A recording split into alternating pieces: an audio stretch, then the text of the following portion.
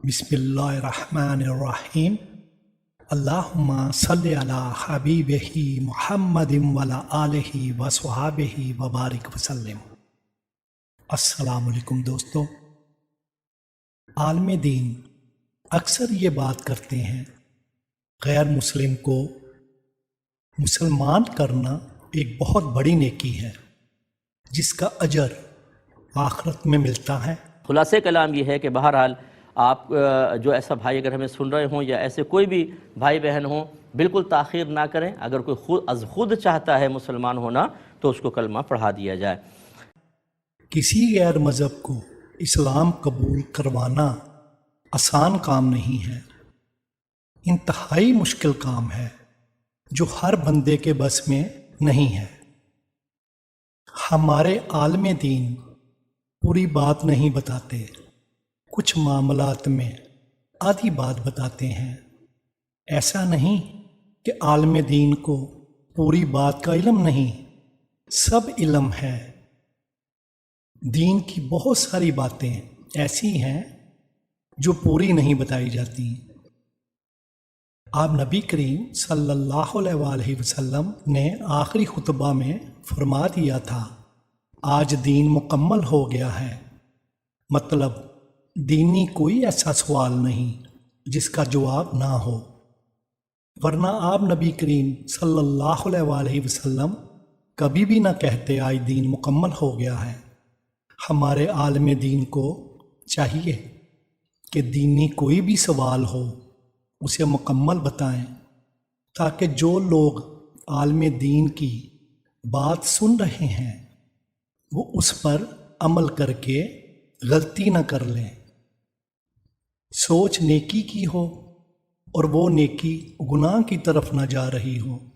इसलिए अगर किसी इंसान को जो गैर मज़हब है उसे इस्लाम कबूल करवाना है, या कोई गैर मज़हब खुद इस्लाम कबूल करना चाहता है, तो वो आलम दीन के पास जाएगा।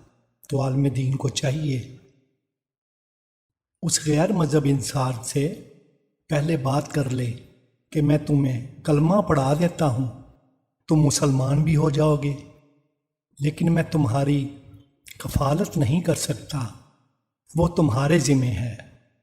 अगर हम किसी को इस्लाम कबूल करवाना चाहें या कोई ख़ुद इस्लाम कबूल करना चाहे, तो दोनों सूरतों में जो शख्स कलमा पढ़ा रहा है उस पर फ़र्ज़ है वो उसकी कफ़ालत की ज़िम्मेदारी उठाएगा। जैसा कि जो शख्स मुसलमान हुआ है उसकी शादी के लिए रिश्ता कलमा पढ़ाने वाला ढूंढ कर देगा। अगर उसके बच्चे हैं और शादी के काबिल हैं तो उनके रिश्ते भी कलमा पढ़ाने वाला ढूंढ कर देगा। कोई भी मुसलमान इतनी जल्दी रिश्ते के लिए हाँ नहीं करेगा जिसको मालूम हो कि ये शख्स पहले गैर मज़हब था। जो शख्स अपना मज़हब तब्दील करके मुसलमान हुआ है, हम उसे मुबारक भी देंगे, उसकी इज़्ज़त भी करेंगे, खाना भी खिलाएंगे, लेकिन घर से रिश्ता कभी नहीं देंगे ताकि रिश्तेदार ताने ना मारें। पहले मज़हब में रहते हुए वो शख्स अगर नौकरी या कारोबार करता था तो उस मज़हब के लोग मज़हब तब्दील करने के बाद ना तो नौकरी करने देंगे और उसके साथ कारोबार भी नहीं करेंगे। इसकी रहायशगाह का बंदोबस्त भी कलमा पढ़ाने वाले को करना होगा। इसलिए मज़हब छोड़ने के बाद पुराने मज़हब के लोगों में नहीं रह सकेगा। वो लोग मज़हब तब्दील करने की वजह से उसे परेशान करेंगे। जो शख्स अपना मज़हब छोड़कर दूसरे मज़हब में आ रहा है उसे तो मालूम ही नहीं आगे कितनी परेशानियों का सामना करना पड़ेगा। उसकी नौकरी या कारोबार की जिम्मेदारी उस शख्स पर आयद है जिसने उन्हें कलमा पढ़ाया और मुसलमान किया है, और उस अमल का सवाल क़यामत के रोज़ उस शख्स से किया जाएगा जिसने कलमा पढ़ाया है।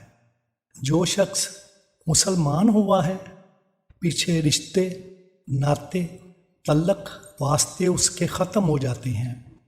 अब जो कुछ भी होगा नए मज़हब में ही उसका है। आप नबी करीम सल्लल्लाहु अलैहि वसल्लम ने जिस गैर मज़हब को इस्लाम कबूल करवाया है उसकी कफ़ालत की ज़िम्मेदारी भी उठाई है, वरना वो शख्स जो मुसलमान हुआ है वो बेयारो मददगार ही रहता, ना उसके लिए कुछ पीछे रहा ना उसके लिए कुछ आगे। तो वो क्या करेगा? हम बहुत जोश व खरोश से कहते हैं फ़लाने आलम दीन ने इतने 100 गैर मज़हब मुसलमान कर दिए, लेकिन उनकी कफ़ालत की ज़िम्मेदारी नहीं उठाई। तो आप दोस्तों से सवाल है, जो गैर मज़हब ने इस्लाम कबूल किया है उसे कितनी मुश्किलों का सामना करना पड़ेगा। मुस्लिम मज़हब के अलावा अगर कोई शख्स अपना मज़हब छोड़कर किसी और मज़हब में जाता है तो उस मज़हब की गवर्नमेंट उस शख्स की कफ़ालत की ज़िम्मेदारी उठाती है। आप तहकीक करके देख लें, ये बात हकीकत है। दोस्तों, आज के लिए बस इतना ही है।